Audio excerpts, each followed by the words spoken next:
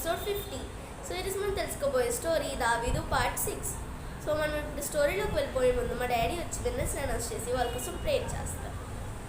పిల్లలు బాగున్నారా? God bless you all. 49 ఎపిసోడ్లు బైబిల్ క్విజ్లో పూర్తి చేసి 50వ ఎపిసోడ్కి వచ్చాం. మరి 50వ ఎపిసోడ్ స్టార్ట్ చేయడానికి ముందు 49వ ఎపిసోడ్లో విజేతలను ప్రకటించి వారి కోసం ప్రార్థన చేద్దాం. T Swarnalatha garu, wife of T Prasanna Kumar garu from Vijayawada. Lucky, son of Praveen Varalakshmi Bikkavolu. Milky, daughter of Praveen Varalakshmi Bikkavolu. Ganesh, son of Deevena garu Bobbili. Nagamani, daughter of Deevena garu Bobbili. ఈ 49వ ఎపిసోడ్ విజేతలు వీరే. వారి కోసం ప్రార్థన చేద్దాం. పరిశుద్ధుడైన దేవా, గొప్ప తండ్రి, మీ నామానికి మహిమ చెల్లిస్తున్నాం. బైబిల్ క్విజ్లో ప్రభా 49 ఎపిసోడ్లు పూర్తి చేసుకొని ప్రభా 50వ ఎపిసోడ్లోకి వెళ్తుండగా మా ప్రభా మీ కృపతో నాయన నింపండి. 49వ ఎపిసోడ్లో విజేతలను మీరు ఆశీర్వదించి దీవించండి. మీ శక్తిని, కృపను, అభిషేకాన్ని ప్రభా వారి జీవితంలో సమృద్ధి కలుగజేసి గొప్ప కార్యాలు వారి జీవితంలో జరిగించి మహి పొందండి. గొప్ప భవిష్యత్ దయచేయండి. ఇంకా అనేకులు ఈ కార్యక్రమం పాల్గొని మీ దీవెనలు పొందుకున్నట్లు సహాయం చేయండి. యేసయ్య దివ్యనామమున ప్రార్థిస్తున్నాం తండ్రి, amen. God bless you children. మరి చాలా సంతోషం, 50వ ఎపిసోడ్లోకి ఎంటర్ అవుతున్నాం. మరి మీరు పాల్గొంటున్నందుకు మీ అందరికీ దేవుని దీవెనలు కలుగునుగాక. ఇంకా అనేకులు పాల్గొని దైవాశీస్సులు పొందుకోవాల్సిందిగా వారిని మీరు ఎంకరేజ్ చేయాల్సిందిగా మనం చేస్తున్నాం. God bless you all. Praise the Lord. Okay friends, మనం ఇప్పుడు స్టోరీలోకి వెళ్ళిపోదామా? ఈరోజు మనం తెలుసుకోబోయే స్టోరీ ఏమని చెప్పాను, దావీదు పార్ట్ 6.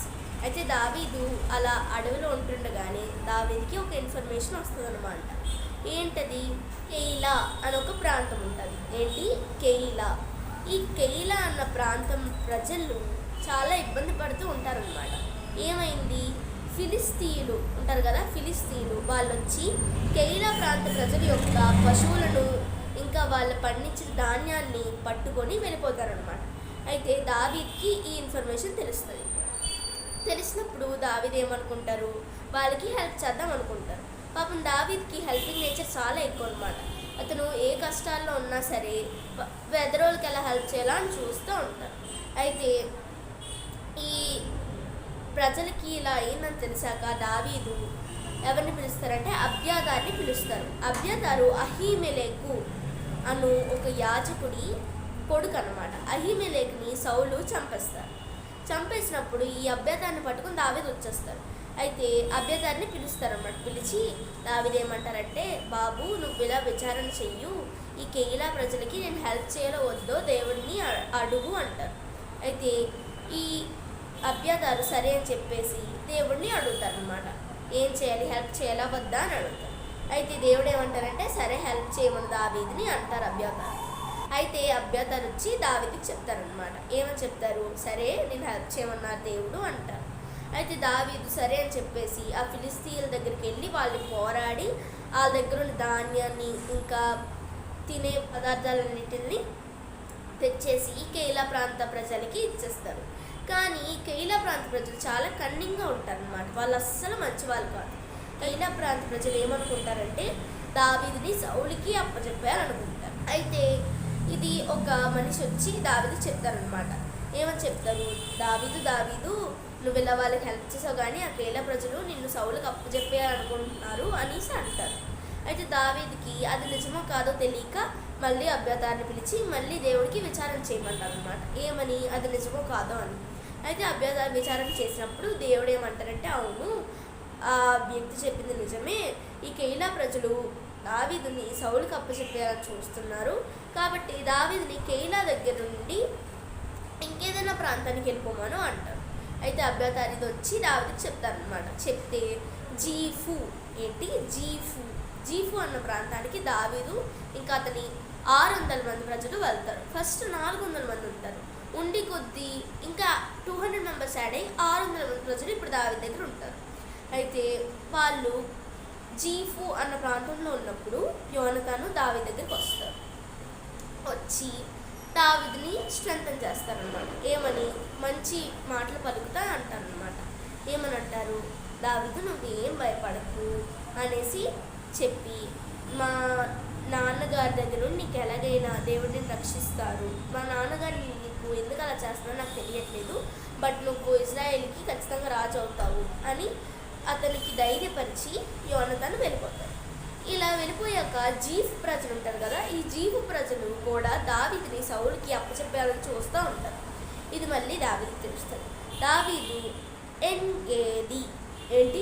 ఎన్గేది అన్న ప్రాంతానికి వెళ్ళిపోతారనమాట. జీఫ్ నుండి ఎన్గేదికి వెళ్తారు.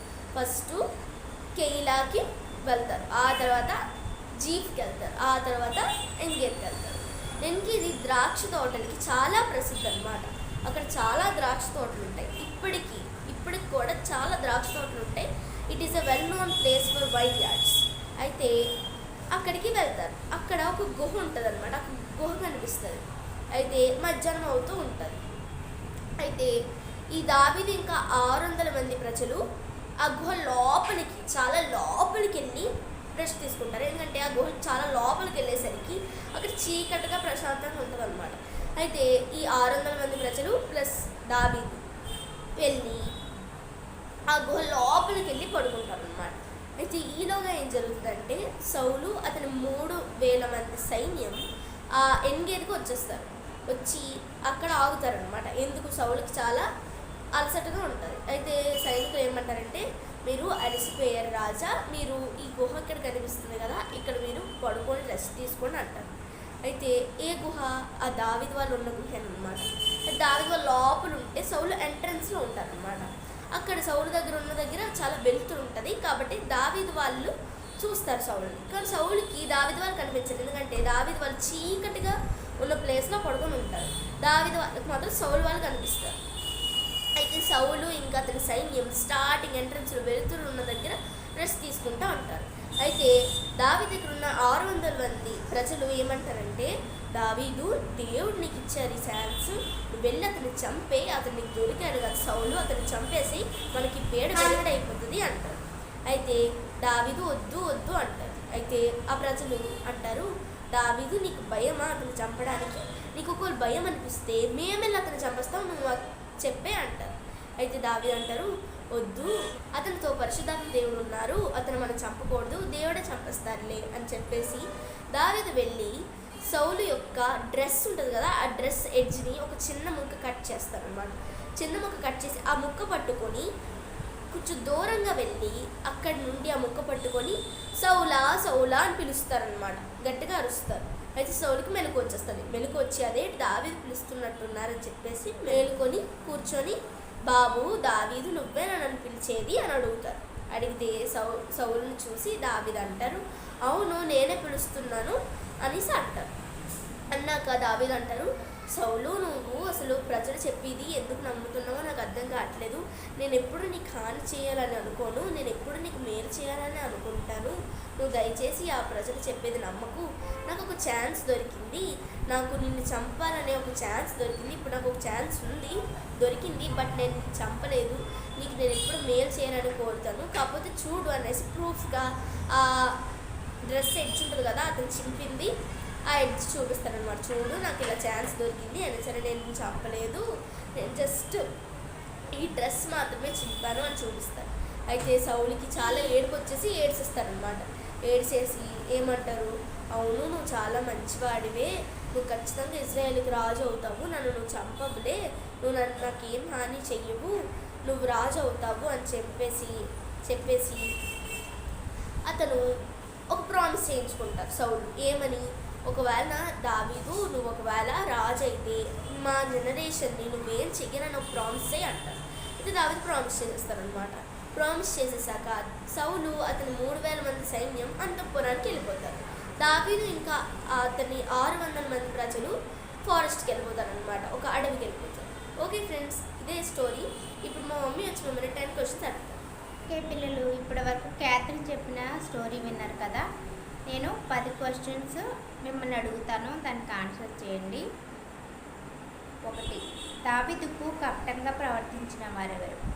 2, ఏ ప్రజలపై దావీదు యుద్ధానికి బయలుదేరాడు? 3, ఏ అరణ్యంలో యోనాతాను దావీదు తిరిగి కలుసుకున్నారు? 4, ఎన్గేది అరణ్యం దేనికి ప్రసిద్ధి?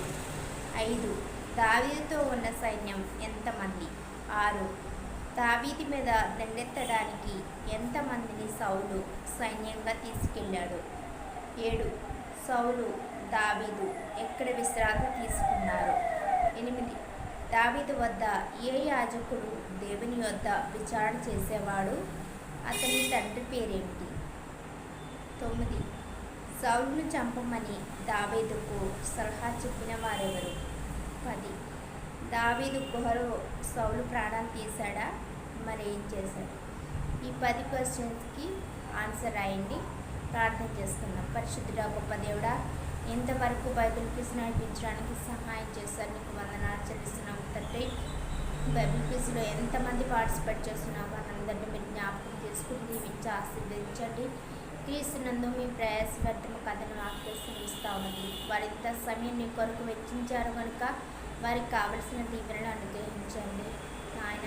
ఈ బైబిల్ క్విజ్ ఎవరైతే చూస్తున్నారో వారికి ఆరోగ్యం దీర్ఘాయుష్ దయచేయండి. వారి జీవితాల్లో నీ కృప ఎరువాటు చేయడానికి సహాయం చేయండి. నీ సన్నిధి వరకు తోడుగా ఉంచండి. బైబిల్ క్విజ్ అంతట్లో నీకు సహాయం బట్టి వందనాలు చెల్లిస్తూ యేసు ప్రభు పరిశుద్ధ నామమున వేడుకొంచున్నాం మా పరమ తండ్రి. Amen. Praise the Lord. God bless you.